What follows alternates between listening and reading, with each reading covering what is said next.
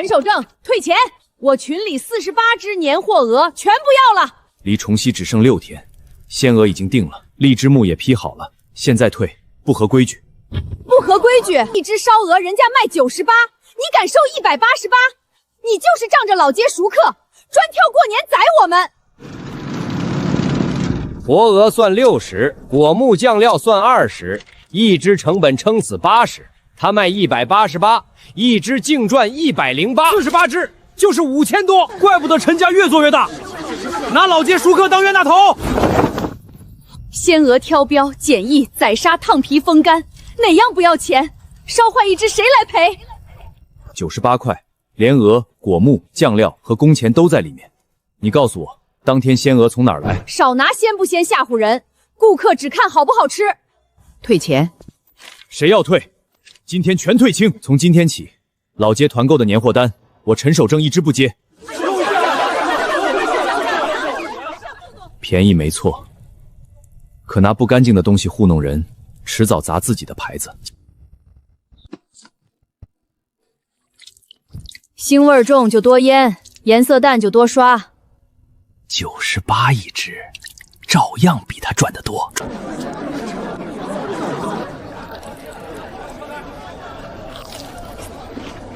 味儿够，肉也厚，比陈守正那188的实在多了。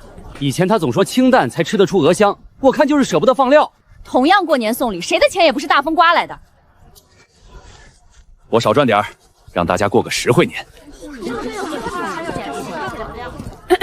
陈老板，过来学学人家怎么做街坊生意。今天订出80只，能收7800多。冻鹅一只27，腌料皮水不到10块，连炭火都算上，一只还能赚60。4000多，这才刚开始。城北有批压了大半年的货，一只只要21。解冻时多泡会儿，再往肚里灌胭脂，分量还能上去。放久了腥。五香粉多一把，皮水再红一层。顾客吃的是热乎和排场，谁会啃骨头闻味儿？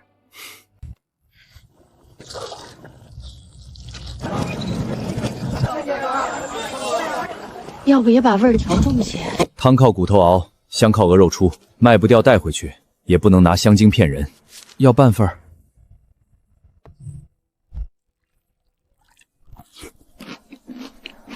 这肉不腥，汤喝完也不口干。陈师傅，明天多带点儿。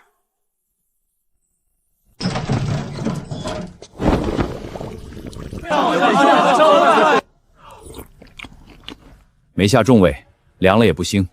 昨晚值夜班的人吃完，嘴里不干，胃也舒服。卖完就是卖完，不能拿白水糊弄人。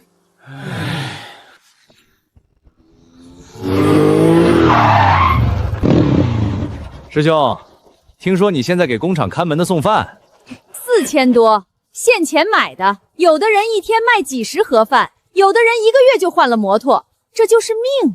这破车还能跑几天？真撑不住就来我店里斩鹅，一天给你50，钱挣得再快也得晚上睡得踏实。嘴硬有什么用？老街3个团购群都跟我合作，过年订单排到门外。再过2个月，谁还记得你那座名炉？烧意颜色红润，块头大。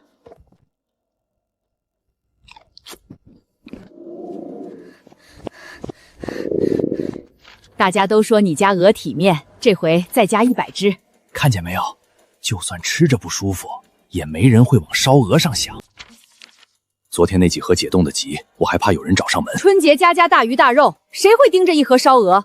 既然没人闹，下批少腌2个钟头，一天还能多出几十只。城北冷库那批货全要了。工人连着熬夜，最怕吃完口渴犯恶心。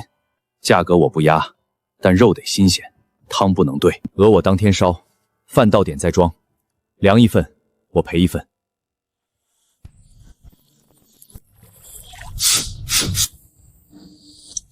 再不进炉，午饭赶不上了。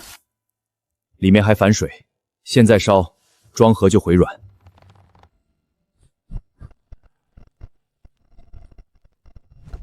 肉不柴，皮凉了也不粘，这汤喝完真不口干。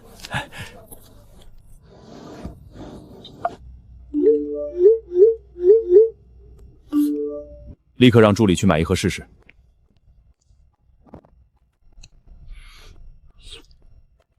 去怀乡老街，请陈守正来谈礼盒。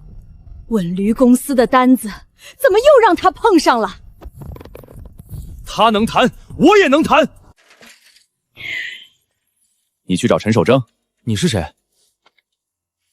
怀乡老街邱志强。我以前一直跟着陈守正做烧鹅、烫皮、腌制、风干、看火，他会的我都会。方经理点名要见陈师傅。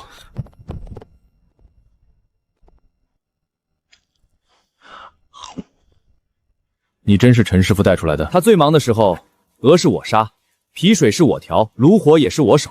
论产量，我比他还快。你什么时候独自守过整炉？师兄，手艺是干出来的，不是你一句不认就没有。如今老街团购都吃我的鹅，谁好谁坏，顾客最清楚。什么价？整只188，做礼盒也按鲜鹅成本算，价格降不了。真空斩件不是刚出锅尝一口，放到第二天不反腥不渗水才算合格。文旅公司做年货是要走量，不是请你讲祖传规矩。我们整只98，礼盒还能更低，600盒差出去的钱够多做一场宣传。先给我60盒试单，包装重量都照你们要求，少一盒我赔10盒，做不好再找他。我要看你们的门店产量和顾客反馈。价格差一大折，你拿什么跟我争？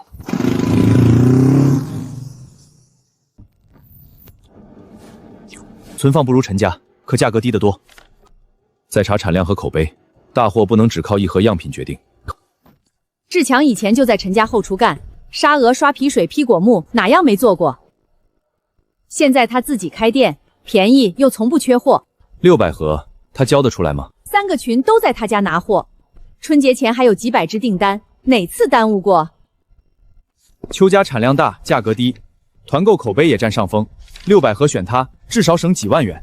陈守正的样品更稳，可他只有一座炉，还要做工业园午餐，600盒未必赶得出来。方经理，产量都在这儿。这个月还有300多只，我照样敢接600盒。定金一到，马上添真空机，再招10个人。包装免费改，酸梅酱免费送，前60盒先验货，过关再做剩下的。我跟陈守正一个师门，他做得出，我只会更快。600盒试单给你，3天后先交60盒，重量、味道和真空存放都过关，再做剩下的。绝不给古镇年味丢脸。志强拿下文旅公司的年货单了。600盒，你那几十份烧鹅饭得卖到哪年？真撑不住就叫声邱老板，我还能赏你个斩鹅装盒的活。安平县古镇年味礼盒指定供应。师兄，看看，600盒文旅公司的单，你守了10几年名炉，最后还不是得看我吃大肉？别装清高，你那边一天才卖几十份饭，我们这里光斩菜装盒就缺人，来给我们斩鹅，一天100，你手快，我还能让志强给你当个小组长。陈老板，低个头不丢人，文旅公司的活可不是谁都能碰到。你们抢了单还不够，非得踩着人说话。我这是念旧情，师兄当年教我一场，我现在发达了，也该赏他口饭。饭不用你赏。600盒不是600份热饭，真空一封，放上几天，里面是什么底子，谁也遮不住。哼，拿不到单就开始咒人。3天后首批60盒验货，到时候让你看看什么叫真本事。60盒的一次过，明天把冷库那批货全拉回来，谁也别耽误我发财。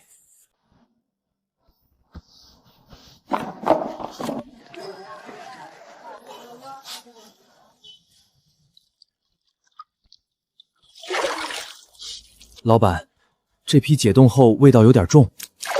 冻货都这样，多冲一遍水，再多腌2个钟头。这种鹅趁热吃还能压住，真空装盒再冷藏，水汽出不去，腥味只会往肉里钻。师兄，又来教我做事，我不管你店里怎么卖，可稳铝礼盒要送到外地，至少放3、5天。冻鹅水分重，风干不足，封袋后容易渗水反胃。你说的这么吓人，不就是想把600盒抢回去？我不要这单。不要？那你天天盯着我们后门看什么？我是提醒你，第一批出了问题，后面就不是退几只鹅那么简单。看清楚了，不漏气，不渗油，颜色还比你的好看。可这是刚封的。干你的活儿！拿回去供着，3天后我们验货过了，你也好死心。眼红就直说，装什么老师傅？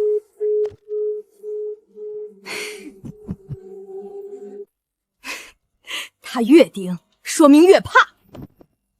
怕也晚了，首批60盒一过，剩下540盒全得跟着来。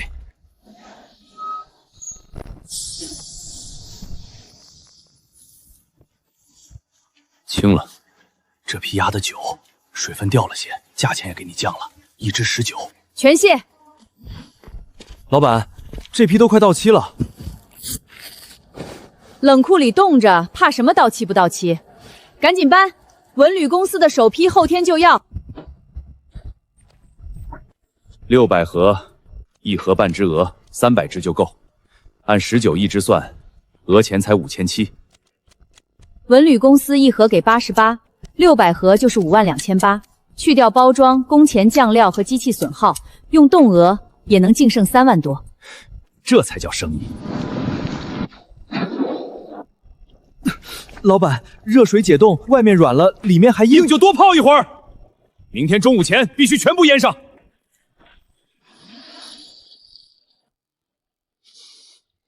又是冻货，这味儿比前几批更沉。要不要跟方经理说？没有凭据，空口说什么都像抢单。这一批用了32只冻鹅，光鹅钱就600多，再算包装、人工、酱料和机器，1盒虽然能赚50多，可还不够。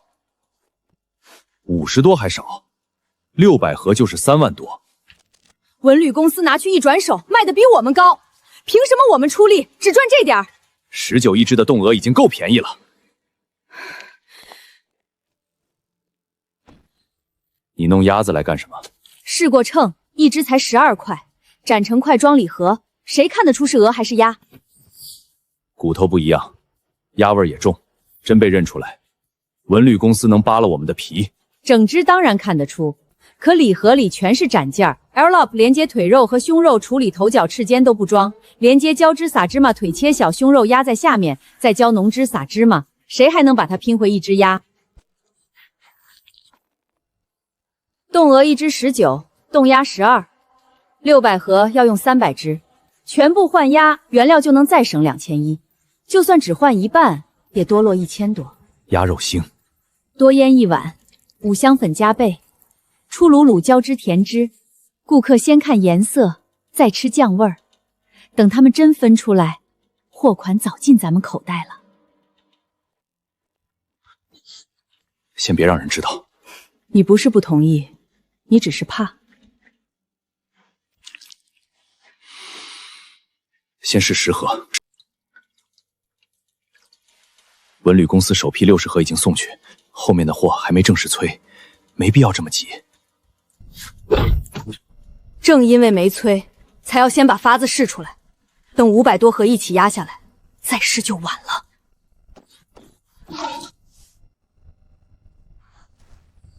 太多了，不多压不住鸭味儿。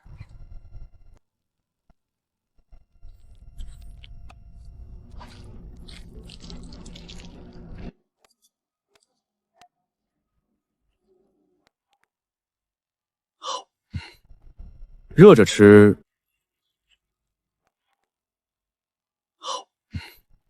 热着吃，确实尝不太出。再抽真空，放1夜看看。还是不行。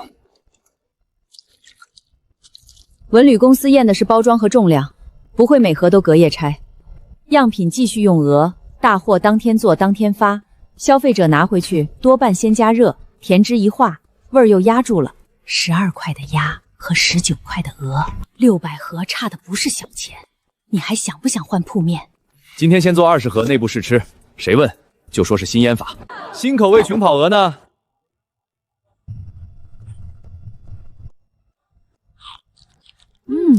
这个比以前更嫩，酱也更足。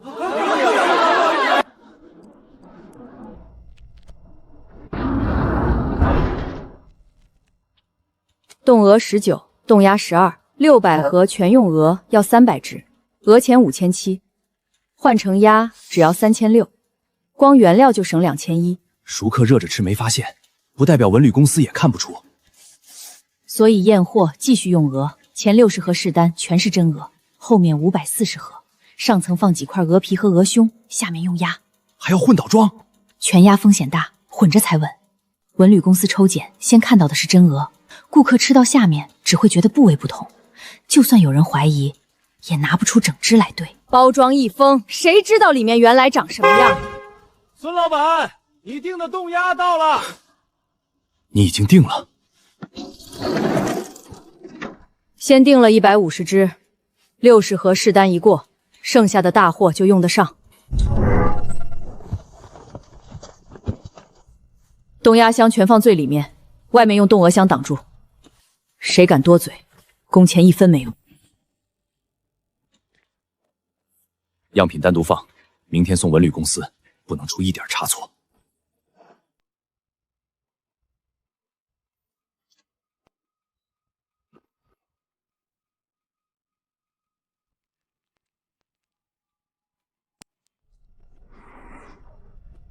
没有明显反应。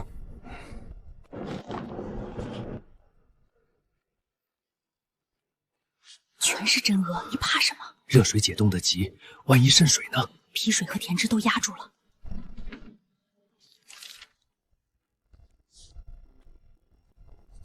首批出验合格，剩下的继续冷藏留样。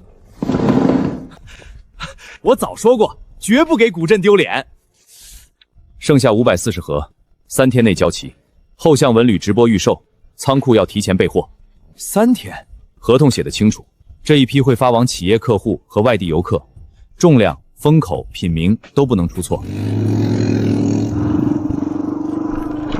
过了没有？60盒出验全过，文旅公司催我们3天交完剩下的。把工人全叫回来，今晚开始，鹅和鸭一起做。老板，不是做烧鹅礼盒吗？这是新到的小种鹅，肉嫩，别多问。3天交540盒，谁耽误1小时，扣1天钱。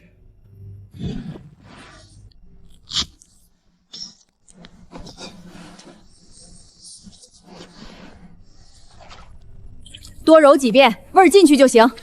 表面还湿，得再晾。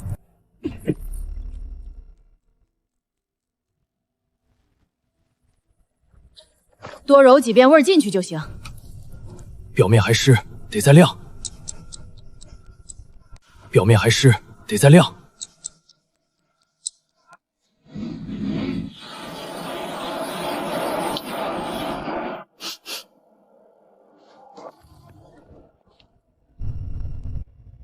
这不是正常腌鹅的味。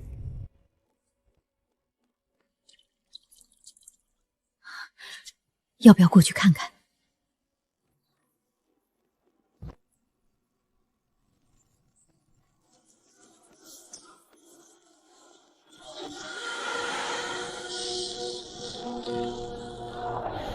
照这个速度，3天肯定交得完。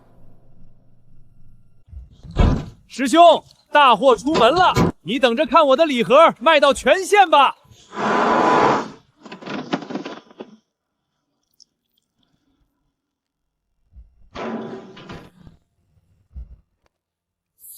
孙老板，这味儿不对。哪儿不对？像鸭心，不像鹅。昨天那批肉骨头也细。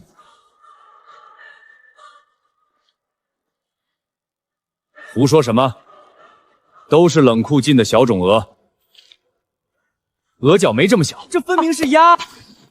你是来干活还是来验货？不想干，现在就滚！合同写的是烧鹅，真出事，我们也要担责任。你担什么责任？原料是我们进，货是我们卖，少在这装好人！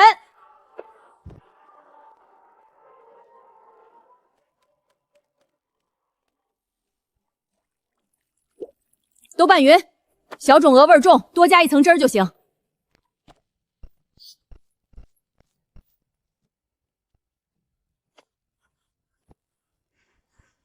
肉还热，真空以后容易坏。仓库冷风开大些，到了文旅公司就冻住了。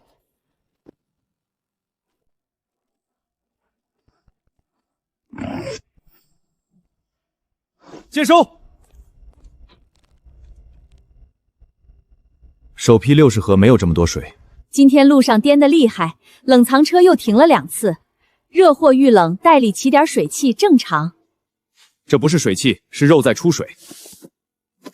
方经理，您闻闻，没坏，底部料多，是我们怕礼盒凉了翻干，特意加了些调味酱。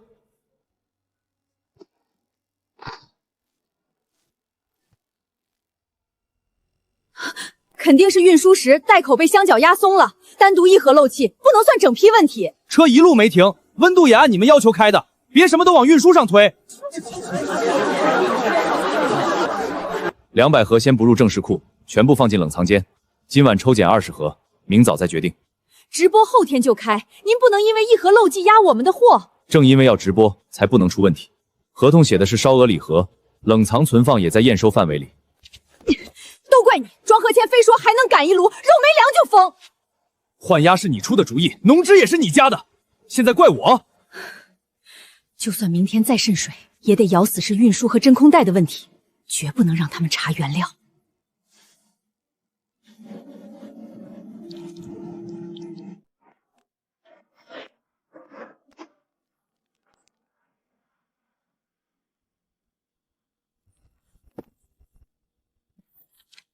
只有复检合格的批次能进直播仓，黄签货1盒也不许发。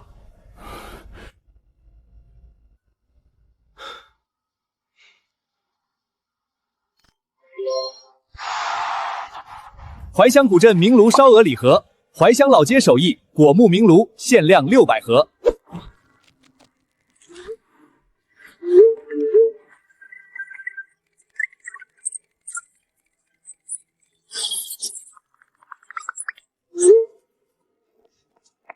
600盒全卖了。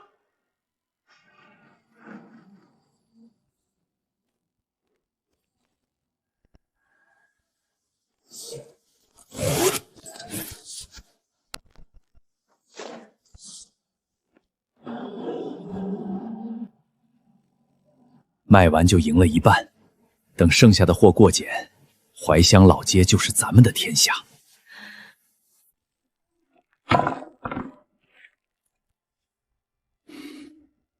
这不是鹅腿，不都是斩好的肉吗？你怎么看得出来？鹅腿骨粗长，鸭骨细短，鹅皮下脂肪薄，这块油厚，肉纹也不对。卖鸭没问题，拿鸭当鹅卖就是骗人。这盒上层有鹅肉，但下面这些腿骨皮脂和肉纹明显更接近鸭。请商家和平台公开原料来源、进货票据以及加工记录。方经理，有顾客发来一段变骨视频。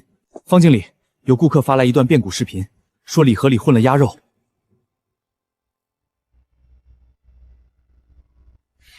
先保存订单、视频和客服记录，联系邱志强，让他带合同对应批次的进货票据、加工记录和留样过来。要不要先回应评论？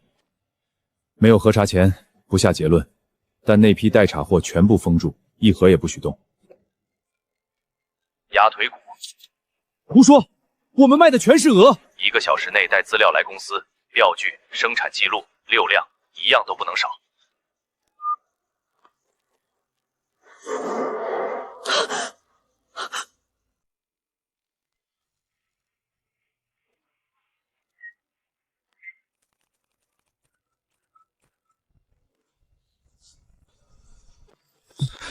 已经有70多单申请退款，企业客户也在问原料。新闻文员了，请图自会的鸭肉冒鹅，鸭肉冒鹅加。先下架礼盒，停止剩余批次发货，通知仓库封存所有黄签和未发货产品，客服逐单登记，不许删评论。你说这是烧鹅，那这根细骨头是什么？斩件时混了小骨，不能凭一根骨头说是鸭。几十家都混错了。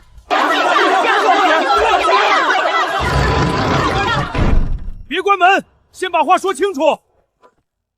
我孙子吃完闹了一夜肚子，你们还说是我家年菜太油。当初是我替你们在群里担保，今天这钱，你们一分都别想赖。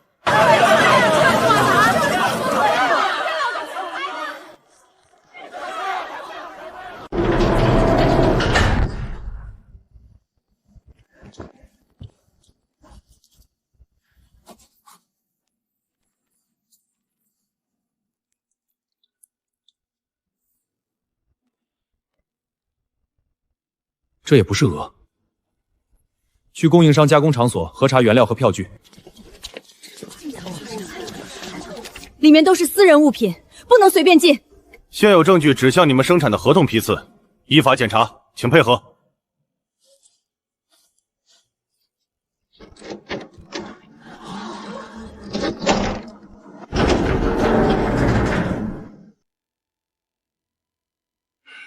后面还有货。这是别人临时寄放的，不是我们的。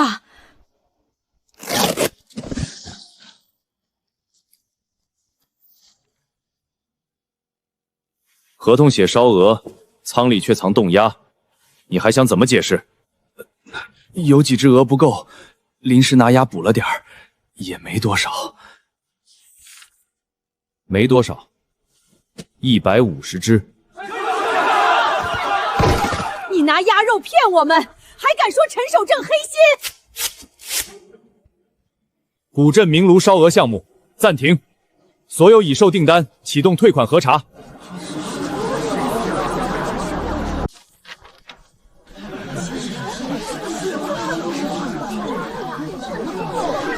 广告都打出去了，烧鹅突然撤掉，外地游客怎么看？企业礼盒已经配好其他年货，就缺这一样。华湘古镇明炉烧鹅。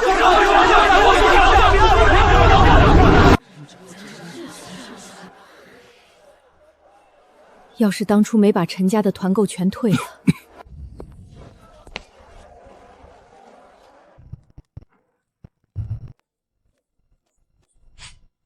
陈师傅，文旅礼盒出了问题，年货节也受了牵连。我听说了，陈师傅，文旅礼盒出了问题，年货节也受了牵连。我听说了，我们想请你接手烧鹅项目。当初守正的样品更稳，你们嫌贵嫌产量小，现在出了事才想起他。是我们判断错了，已经售出的礼盒会退款，造假的责任也会追究。可3天后年货节开幕，整条老街不能跟着一起砸招牌。我们不求你替邱家补那600盒，只求年货节还能有真正的老街烧鹅。明天早上，把你们能接受的真实数量拿来谈。年货节3天，文旅公司原本计划每天准备200盒，现在不要求补足600盒，你能做多少，我们就卖多少。一天200盒，等于100只鹅。我的炉子和人手做不到，可以多添几座临时炉，再请工人。宣传已经发出去了，数量太少不好看。炉子能添，人也能雇，可鲜鹅简易，风干时间添不出来。少风干一会儿不行吗？先拿冻鹅顶一部分，等年货节过了再说。等年货节过了再说。你们今天来找我，是因为有人拿鸭当鹅，现在又让我拿冻货顶鲜鹅，那请我回来有什么用？你能保证多少？第一天60只，斩成120盒。后2天如果鲜鹅供应跟得上，每天80只。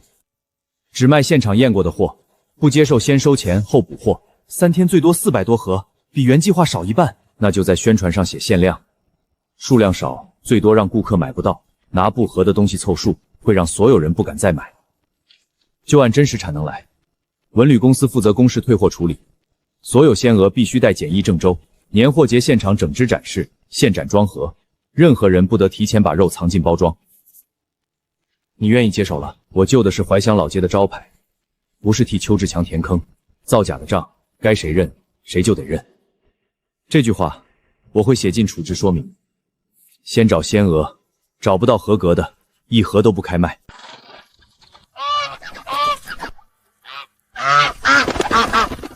出栏前喂水了？天冷，多喝点水正常。这种不要，灌水兼重，宰后腔里全是水，风干和火候都会受影响。年货节缺货，你还挑什么？便宜2块全拉走。越缺越不能乱收。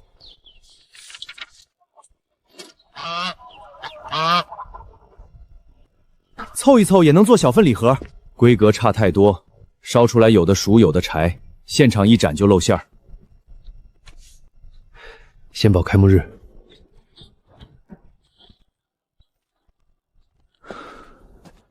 以前我们团购，你也是这样挑，哪次不是坏一只售一只，他都自己退回去。你们只看见188，没看一天跑多少路。按编号贴，别贴错批次。只够第1天，后面的鹅没验过，不能提前许诺。企业客户已经订了300多套年货，你第1天只做120盒，根本不够分。邱家仓里还有没用完的冻鹅，能不能请监管的人挑一批合格的出来，把数量先补上？那些货都在封存核查，来源日期和储存记录没查清，一只也不能动。不是让你拿鸭冒鹅，冻鹅也10块就行，先把年货节撑过去再说。冻鹅也是鹅。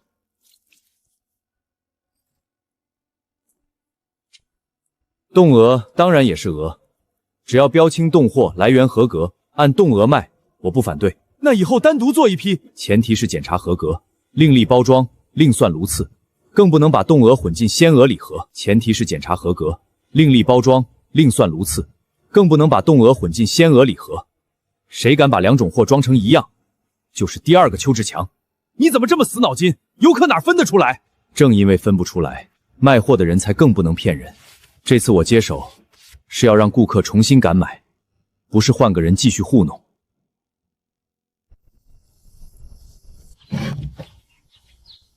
这么写，不等于告诉游客我们没货。没货可以解释，假货解释不了。把架子往通风口再移半尺。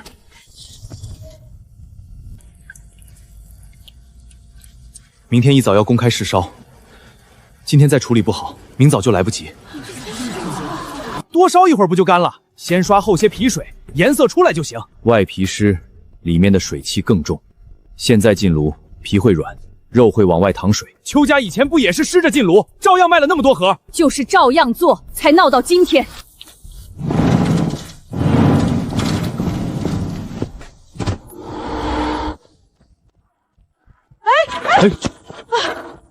慢点儿，鹅皮磕破一块，整只都不能做展示。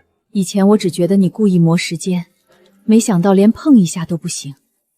以前我只觉得你故意磨时间，没想到连碰一下都不行。按批次挂好。用热风机猛吹速干，外面干得太快，皮会裂，里面还是湿。明天的试烧会不会取消？取消比拿不合格的鹅上台强。炉边温度高，没干透的会表面假干，达到状态的单独挂，没到的原地不动。第1批够了，其余的继续吹，谁也不许提前进炉。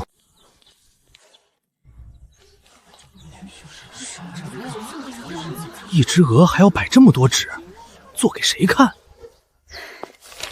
以前就是没人看，才让鸭肉混进礼盒。今天谁有疑问都可以问。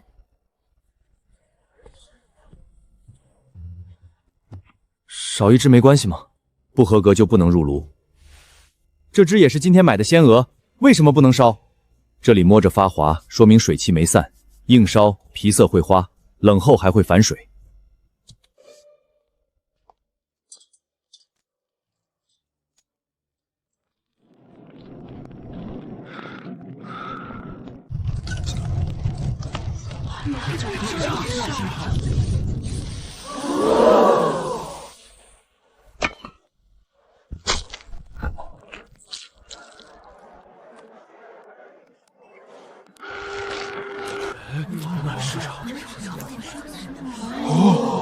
没有那么重的酱，怎么反而越嚼越香？鹅味本来就该吃得出来。首批试烧通过，明日年货节只销售现场验过当炉烧制的鲜鹅。原料没少，工序没省，价格也不会靠造假后的热闹乱改。能看着整鹅进炉，这钱至少花得明白。今天过的是第一炉，明天每一炉都得重新验。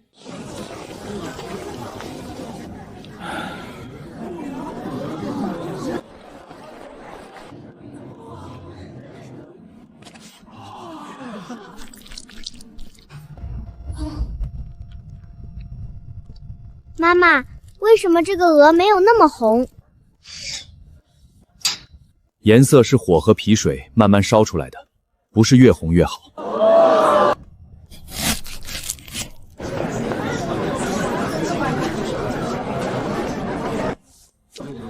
每人限2盒，后面还有人。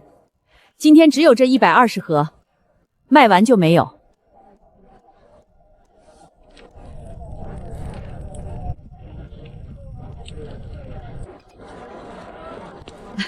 排队的人顺手把我家的年糕也买空了。外地团又回来了，导游说先看你们公开烧鹅，再逛整条街。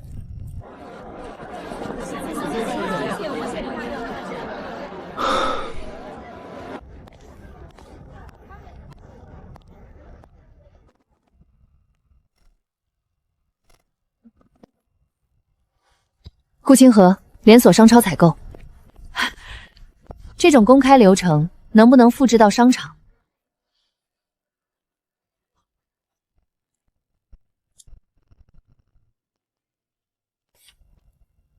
我们在县里有8家门店，春节前先做2家试点，每天各50盒，现场设透明明炉，原料和炉次都公开。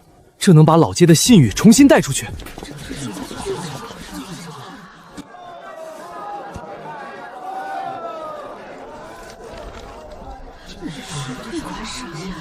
合作条件不满意？条件可以谈，但文旅礼盒还没有退清，老街不能一边欠着顾客的钱，一边拿新合作庆功。平台已经启动退款，文旅公司会先垫付以核实订单，那就把进度公开。今天游客来是因为他们相信我们把鹅摆出来，退款也一样，不能只写一句正在处理。你担心商超合作变成转移注意？出了问题先补救，再谈扩大，否则今天用公开明炉挣回来的信任，明天又会被人说成做戏。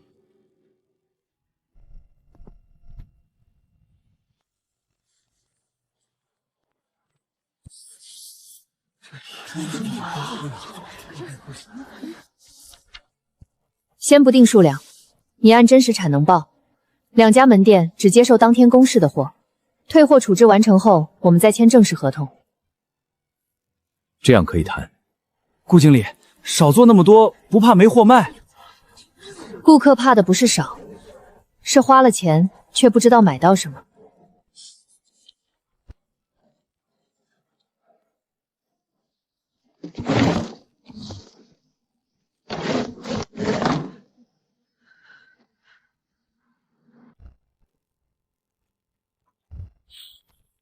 样品阶段用鹅，大货阶段采购鸭，时间完全对应。冻鸭是给别的客户做烧鸭，不是文旅礼盒。那烧鸭订单呢？包装记录呢？销售去向呢？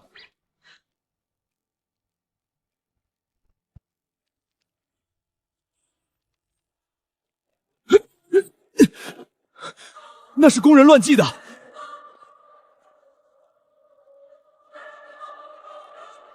他们说鸭是小种鹅，我指出不对，就被撕了工钱页赶走。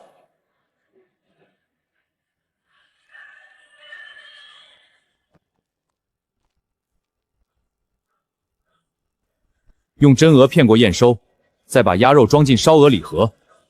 你们不是赶工失误，是故意造假。文旅公司也验过货，凭什么全怪我们？该承担的审核责任，我们不逃，但你们换货造假的责任，也别想推掉。退汇款5万多，宣传和运输2万多，还有违约金，他们这是要逼死人！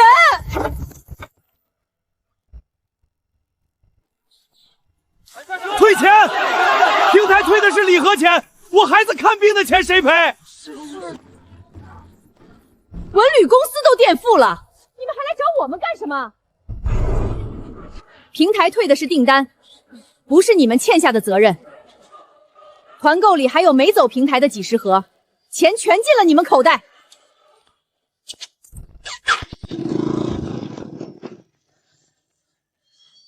邱老板，先把我们的账结了。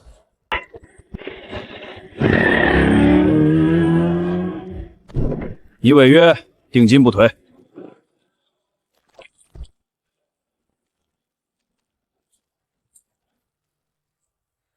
把摩托卖了，再把机器卖了，能不能先把团购的钱补上？全卖了也不够。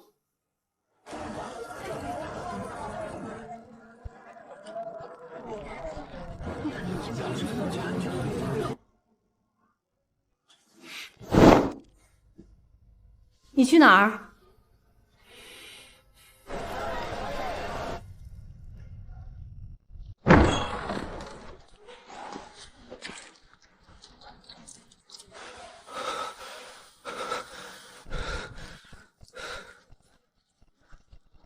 有事。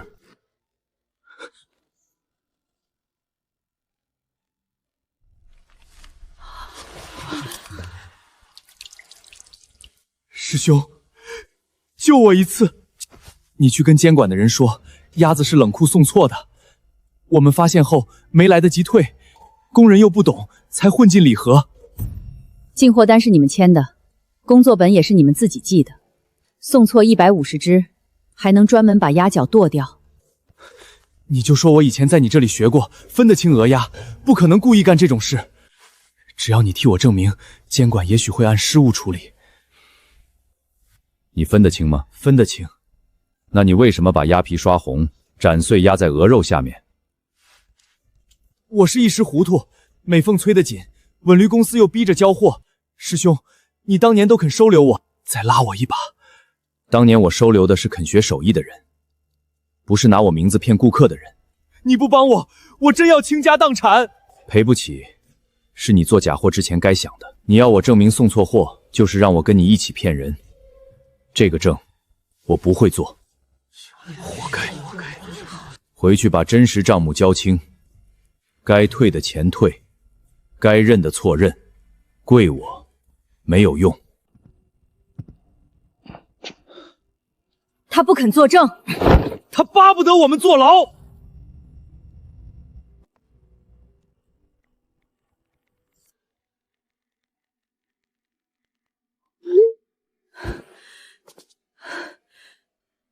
我们是做错了，可陈守正为了抢回生意，故意在年货节前把老街的事儿捅出去。如今大家的订单受影响，他自己却排长队谈双超，这不是踩着全街发财吗？陈师傅，邱家造假该罚，可你现在把所有客流都引到自己门前，我们其他店怎么办？对，外地客户一问怀乡老街，就只记得鸭肉冒鹅。你公开讲的越多，我们越难做生意。造假的不是我们，怎么反倒怪守正说实话？他要真为老街好，就该证明鸭子是误混，让事情小一点儿。非要把票据、骨头、工人都摆出来，不就是想让邱家死，让自己一家独大？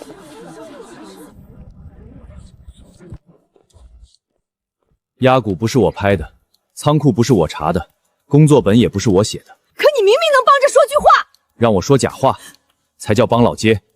今天为了少退几单，把故意造假说成送错货，明天顾客再发现真相，整条街还有谁能解释？你们看见没有？他根本不管大家死活。到底是谁不管大家死活？我可以作证。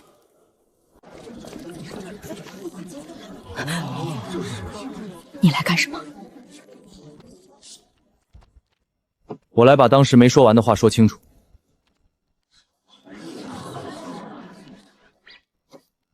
首批60盒验收时，我们做的都是真鹅。验收过后，孙老板让人搬出冻鸭，说是小种鹅。有人问骨头为什么不同，他就扣工钱。你被开除了，怀恨在心，当然想害我们。样品用鹅，大货加肉鸭下面，上层摆鹅皮，谁也看不出来。录音是剪的，原文件已经交给监管人员。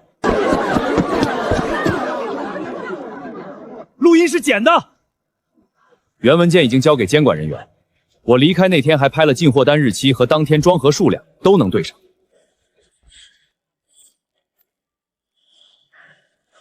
我不是第一个知道的人，后厨所有工人都见过冻鸭，只是有人怕拿不到工钱，不敢说。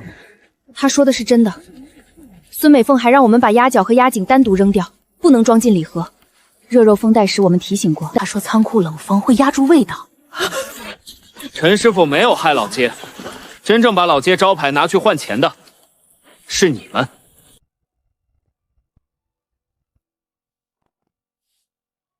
鹅腿骨更粗长，鸭腿骨细短，但只看一根骨也可能因为品种和大小判断错。还要看皮下脂肪、肉纹、翅骨和整只形态。鹅皮下油脂相对薄，肉纤维更粗；鸭皮下脂肪厚，气味也不同。斩碎、加重酱，普通顾客很难一下分清。既然这么难认，顾客怎么防？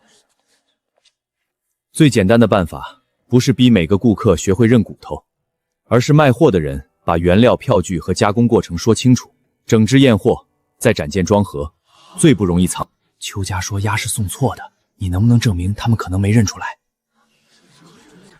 一个外行偶尔拿错可能认不出，可会烫皮开膛斩骨的人，连续处理100多只，不可能分不清。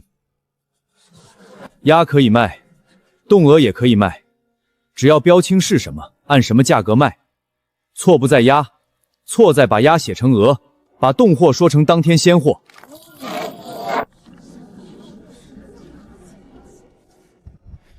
今天的说明会全程录像，供消费者查阅。文旅公司不会要求陈师傅替任何供应商说情，也不会用所谓老街名声掩盖造假。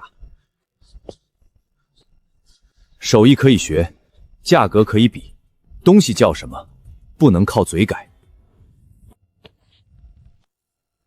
刑事方没收，依处理。店里的钱都没了，拿什么交？无力一次履行，可以依法申请相应处理，但不等于不用承担责任。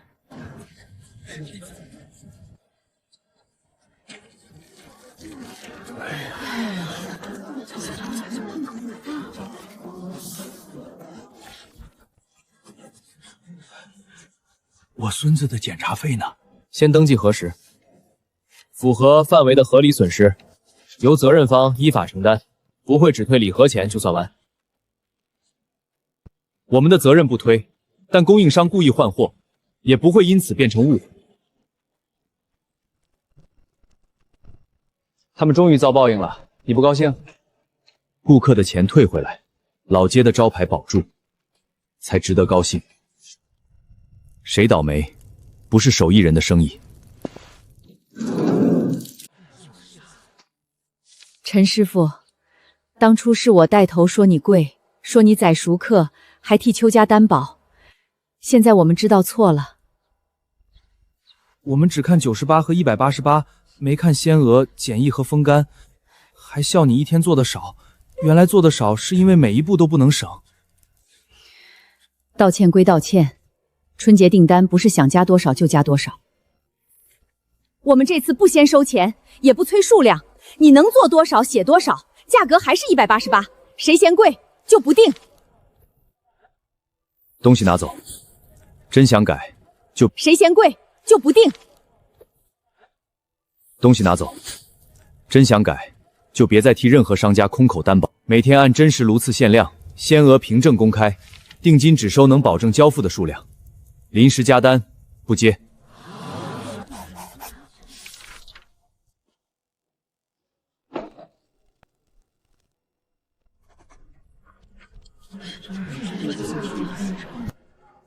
陈师傅，这回我能不能在群里说你的188值？别替我说值不值，让他们自己来看鹅，看炉，再决定买不买。临时大单怎么办？超过产能不接，要增加，先扩风干区，培养熟手，再重新审核。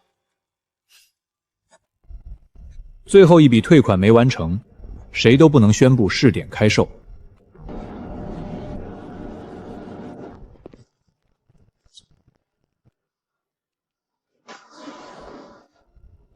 如果商场一天要60盒，你能不能提前多备一些半成品？鲜鹅可以按计划进货，不能为了数量提前腌好压几天。商场店每天最多24只，48盒。老街本店还要保留团购和午餐，不能全挪过去。顾经理原先希望2家店各50盒，先做1家，连续30天合格，再谈第2家。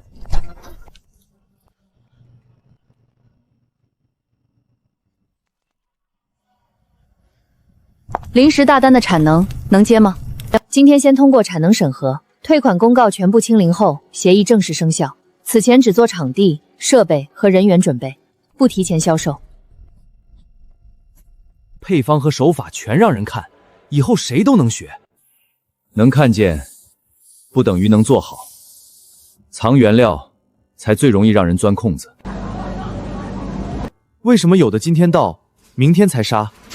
运输后要先观察状态，精神差、受伤或来源对不上的，都不能直接进后厨。主管溯源的仓库来源检查序号。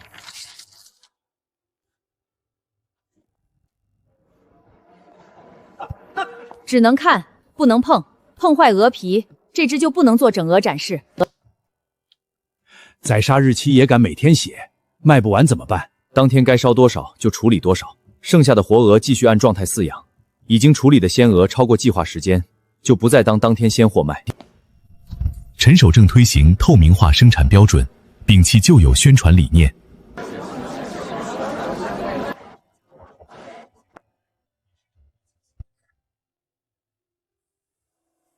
别拿神秘当卖点，写清楚今天的鹅从哪儿来，什么时候处理，比秘方有用。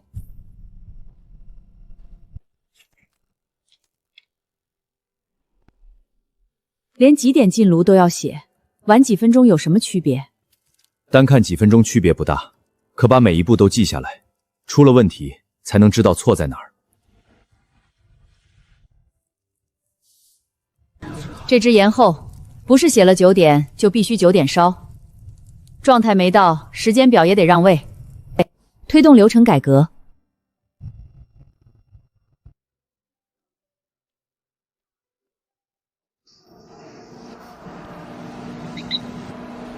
好，买回去发现问题，凭这个能找到是哪一炉？能。同炉留样、操作人员和温度记录都对应这个编号。以前买熟食出了问题，只能听老板一句没事，现在至少知道查什么。这个托盘不要。为什么？肉块摆得整齐，顾客打开也好看。先展好藏进盒里，鹅鸭部位和大小都看不清。礼盒可以漂亮，但不能替原料遮脸。整鹅体积大，商场柜台放不下。整鹅出炉后，先挂在透明柜中，或现场展成2盒。线上订单怎么办？每一炉先拍整鹅验货视频，镜头带上炉次牌。顾客下单时选择编号，展件过程留存。没有对应整鹅记录的礼盒，不准出过。高峰可以排号，不能用提前展件换速度。不能直接拿1盒吗？反正都是你们做的。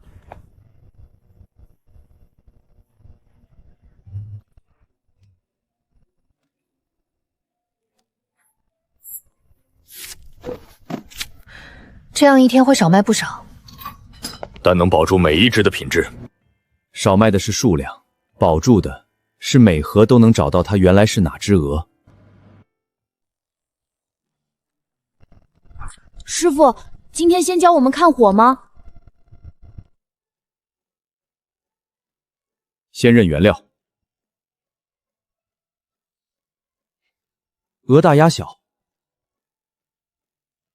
不能只看大小，还要看整只形态、肉纹、脂肪和来源记录。手艺第一课，不是怎么把皮烧红，是东西接叫什么就按什么卖。现在教你点火。别抢快。木头没引燃，火再大也是虚的。